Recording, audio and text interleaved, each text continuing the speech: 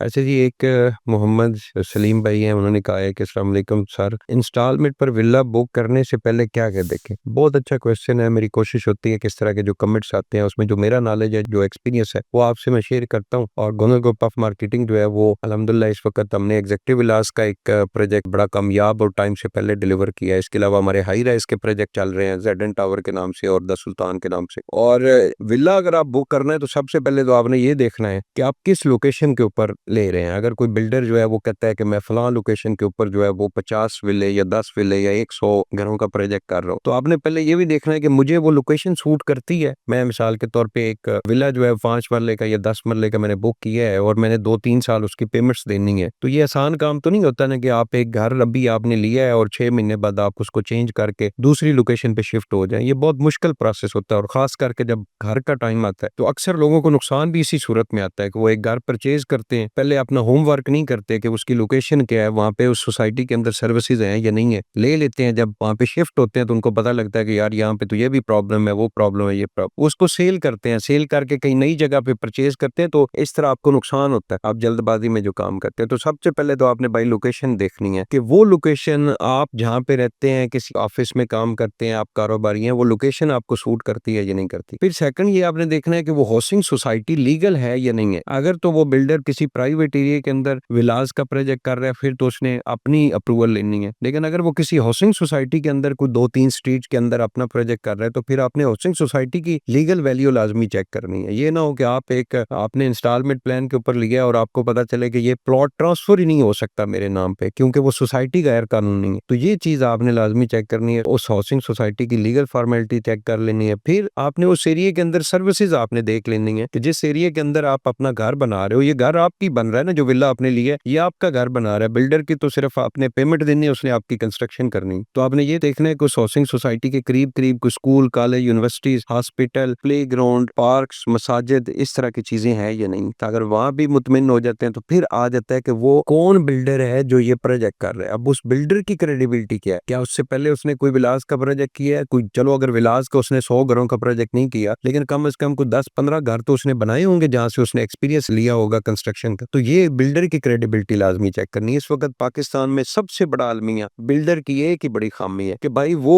उतनी तवज्जो नहीं देता अपने प्रोजेक्ट के ऊपर कि वो टाइम के ऊपर डिलीवर हो सके। बहुत सारे लोग जो है वो 2 साल का प्रोजेक्ट बता के 4 साल, 5 साल, 7 साल तक लेके जाते हैं। तो ये आपने क्रेडिबिलिटी चेक करनी है। आप प्रॉपर उसके साथ जब आपका एक एग्रीमेंट बनेगा, उस एग्रीमेंट के अंदर टर्म एंड कंडीशन में ये सारी चीजें लिखें कि उसने प्रोजेक्ट जो है वो कब हैंड ओवर करना है। और फिर आपने ये देखना है कि वो प्लॉट्स किसके नाम पे है, जिसके नाम पे प्लॉट्स है उसी के नाम के साथ आपने एग्रीमेंट करना है। मिसाल के तौर पे भी वो जो 50 प्लॉट है वो मेरे नाम के ऊपर है और एग्रीमेंट कोई और पर्सन कर रहा है, तो आप तो उस पर्सन को कल मसला बनता है तो पकड़ेंगे ना। मेरे तो वो प्लॉट है, मेरे साथ तो किसी का एग्रीमेंट ही नहीं है। ये चीज आपने लाजमी देखनी है। फिर सेकंड ये कि आप टोटल टर्म एंड कंडीशन के अंदर पूरी क्वालिटीज लिखें कि आप घर किस कैटेगरी का बनाएंगे, कौन कौन सी चीजें उसके अंदर लगा कर देंगे, बिजली का मीटर कौन लगाएगा, जो बोरिंग होगी, पानी वाली जो मोटर है बोरिंग होगी, वो बिल कौन पे करेगा। ये सारी टर्म एंड कंडीशन अलग अलग पहले दिन तय कर ले। अगर आपको खुद समझ नहीं है, आप किसी और बिल्डर के पास चले जाएं, उससे मशवरा ले लें कि भाई ये मैं फलां बिल्डर से एक घर ले रहा हूँ, तो मुझे थोड़ा सा गाइड कर दें कि वो टर्म एंड कंडीशन जो है वो कौन कौन सी ऐड करनी है। फिर फिनिशिंग का लिख दें, फिर कंप्लीशन का लिख दें। ये सारे जितने भी टाइप के प्रॉब्लम्स हैं, ये अभी पहले जो है वो तय कर ले। फिर इंस्टॉलमेंट शेड्यूल एक बना दे। फिर बहुत सारे बिल्डर आपको ये भी हो सकता है ऑफर देते हो कि अगर आप सारी पेमेंट कैश करते हैं तो इतना आपको डिस्काउंट मिलेगा। ये चीजें भी देख लें और फिर इंस्टॉलमेंट प्लान अपना देख लें, रेगुलर इंस्टॉलमेंट दें। फिर जब इंस्टॉलमेंट शुरू कर दें, तो हर महीने आप जाके विलास का प्रोजेक्ट का विजिट भी करें। आपको पता तो होगा ना फलां नंबर विला मेरा है, तो आप जाके मटेरियल की क्वालिटी भी चेक करें कि जो आपके एग्रीमेंट के अंदर क्वालिटी लिखी हुई है, क्या वाकई वो क्वालिटी बन रही है या नहीं बन। तो ये आपके 4-5 चीजें हैं, इनको अगर आप देख लेते हैं तो मेरे ख्याल में आप नुकसान से बच जाते हैं।